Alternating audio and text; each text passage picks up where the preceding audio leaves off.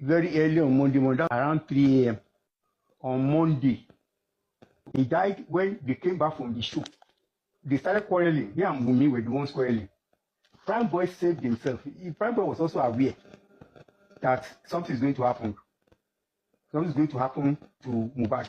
He knew that he dodged the bullets by the quarrel.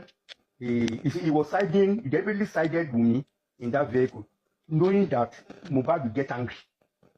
Because Prime Boy was a close friend of Mohbad, and Mohbad expected him to support him. Since he knew the story between himself and Wummi, the Prime Boy deliberately supported Wummi, knowing that Mohbad would be angry. Mohbad now ordered him out of the vehicle. That's why he dodged the bullet.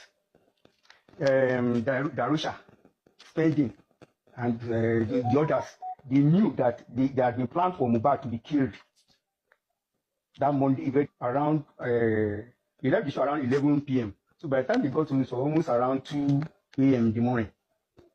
And when they got that from, they were fighting all the way to Lekki. They were fighting all the way. That's Wummi and Mohbad. It was a serious fight.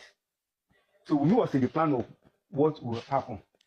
Some people were already waiting for them at home. Some people were also coming from outside. She knew the plan, and the others, Spending knew about it. They also knew about it. They were all in the game, in the plan. So when they got to around 2 a.m., they were fighting and quarreling from the vehicle until they entered the house. That the area is a very quiet area. Around that 2 a.m., when they were fighting and shouting, some neighbors came out and witnessed what was going on. Because that area is not like noisy areas like maybe Mushin, Agege, Ikurudu, and the rest, where the noise is the order of the day. No, it's a very quiet area. So when the noise was so huge, neighbors came out and witnessed what was going on. So they fought and entered the house. It was when they entered the house, they continued to the room. So it was a plan all the way. So when they got to the room, it was now the quarrel escalated.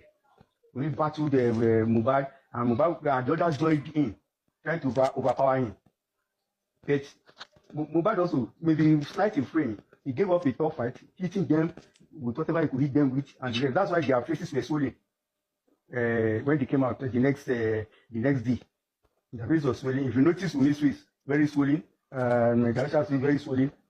But they could not really overpower Mohbad. It was around that time, 20 minutes after they came to the house, that an SUV arrived in front of Mohbad's house. Two men came out of the SUV, went straight into the house, straight into Mohbad's house where the fight was going on. And that was how Mohbad was silenced. They came back again out of the house, entered the vehicle, and drove away. Witnesses were there around that area who noticed everything. But they kept quiet, knowing the powerful forces that were there, that were behind the whole drama.